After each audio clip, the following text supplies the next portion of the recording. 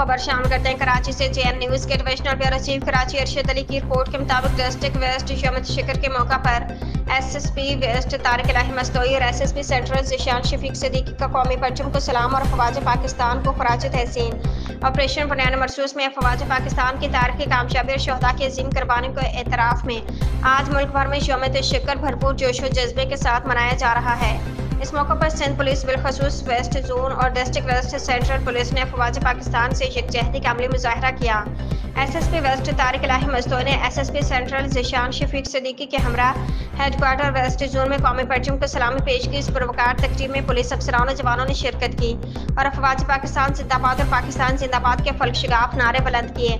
अलावा district waste के तमाम थाना जात में अलग सुबह कौमी परचम को सलामी दी गई और अफवाज पाकिस्तान और सिंध पुलिस के शहदा के दर्जात की बुलंदी के लिए खसूसी दुआएं की गई। पुलिस अफसरान और जवानों ने अहद किया कि वह अवामी तहफ़्फ़ुज़ और मुल्क की सलामती के लिए हरदम मुस्तैद हैं और वतन अजीज़ के दफ़ा में अफवाज पाकिस्तान के शाना बशाना खड़े हैं।